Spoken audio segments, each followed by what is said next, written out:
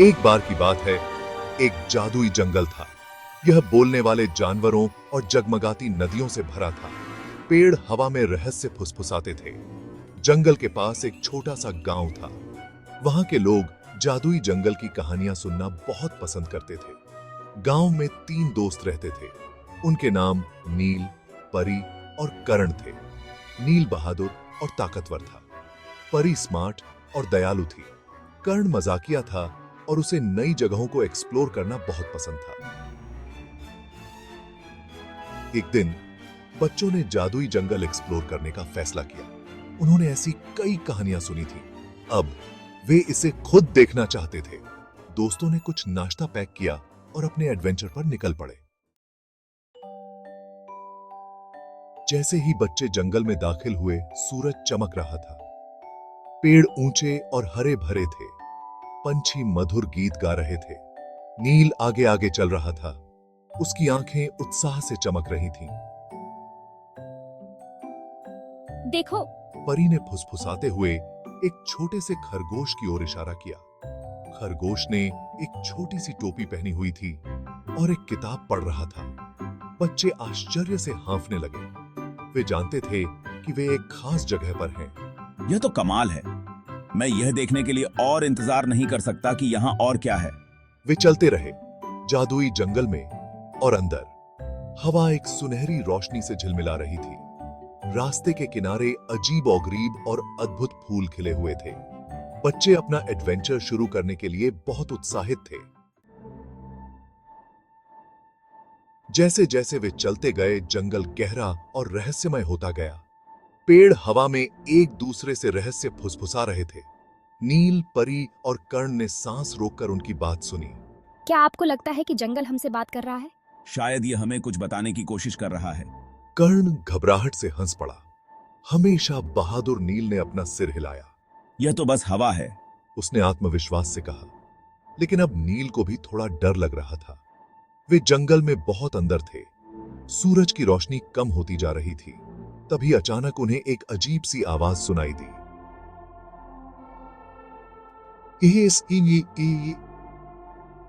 एक धीमी गुनगुनाहट थी, लोरी की तरह। बच्चे रुक गए। उनकी आंखें आश्चर्य से फैल गईं। वह आवाज कौन कर रहा था? जैसे जैसे वे उसकी ओर चलते गए, गुनगुनाहट तेज होती गई। जल्द ही वे एक क्लियरिंग में आ गए। क्लियरिंग के बीच में एक शानदार पेड़ खड़ा था। यह अब तक का सबसे बड़ा पेड़ था जो उन्होंने कभी देखा था। पेड़ एक गर्म, सुनहरी रोशनी से चमक रहा था और वहां इसकी जड़ों के बीच एक छोटा सा दरवाजा था। दरवाजा चमक रहा था और झिलमिला रहा था, मानो उन्हें पास आने के लिए आमंत्रित कर रहा हो। वाह, क्या आपको लगता है कि यही सारे जादू का सोर्स है? नील सावधानी से चमकते दरवाजे के पास पहुंचा। उसने हाथ बढ़ाया और हैंडल को छुआ। जैसे ही उसकी उंगलियों ने संपर्क किया, दरवाजा एक जोरदार आवाज के साथ खुल गया। एक तेज रोशनी निकली जिससे क्लियरिंग इंद्रधनुषी रंगों से नहा गया। बच्चों ने अपनी आंखों को ढक लिया। जो उन्होंने देखा उससे हैरान थे। यह तो दूसरी दुनिया का रास्ता था। एक गहरी सांस लेते हुए नील, परी और कर्ण चमकते दरवाजे से गुजरे। उनके चारों ओर की दुनिया घूमने लगी और झिलमिला उठी। फिर सब कुछ स्थिर हो गया। उन्होंने खुद को एक ऐसी जगह पाया जो उन्होंने पहले कभी नहीं देखी थी। टोडस्टूल्स पर सन की घर बने हुए थे। जगमगाती नदियां नींबू पानी से बह रही थीं। पंखों और सींगों वाले दोस्ताना जीव उन पर हाथ लहरा रहे थे।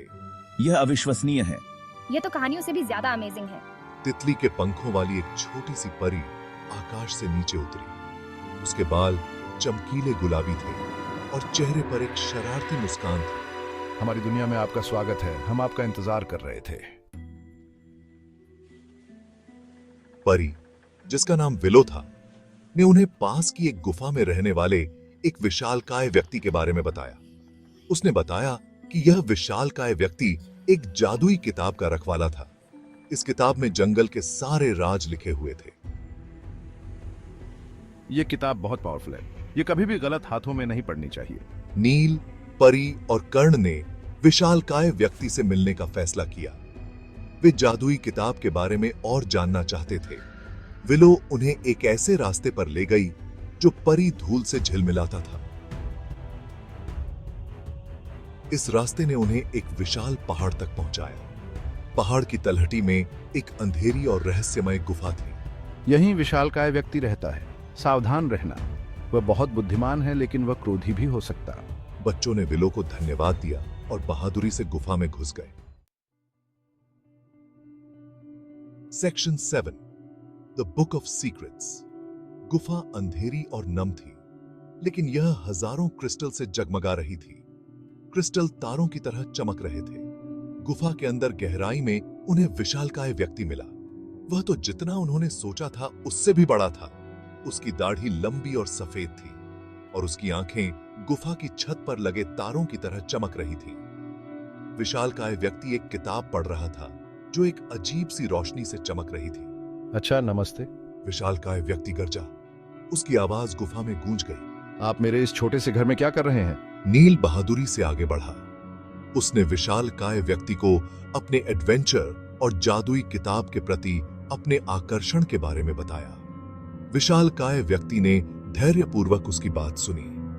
जब वे बोलना समाप्त कर चुके थे तो वह मधुर मुस्कुराया।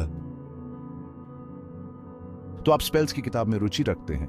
यह वास्तव में एक शक्तिशाली वस्तु है।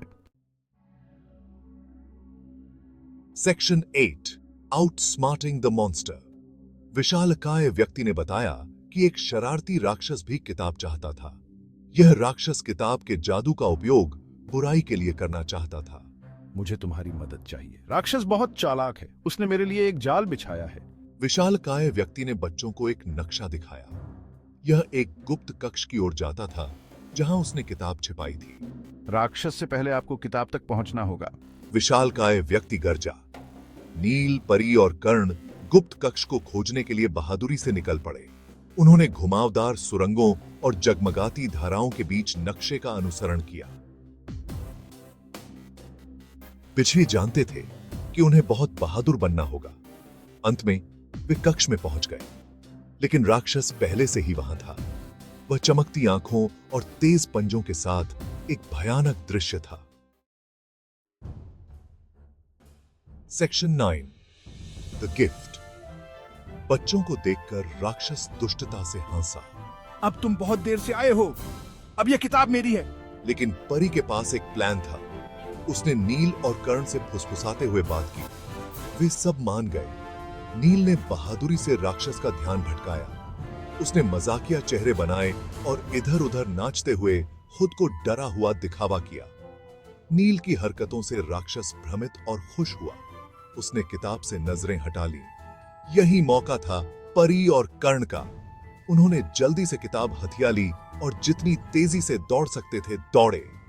राक्षस गुस्से में दहाड़ा और उनका पीछा किया, लेकिन बच्चे बहुत तेज थे। वे कक्ष से भाग निकले और विशालकाय व्यक्ति के पास लौट आए। वे आखिरकार सुरक्षित थे। विशालकाय व्यक्ति को बच्चों पर बहुत गर्व था कि वे इतने बहादुर और चालाक थे।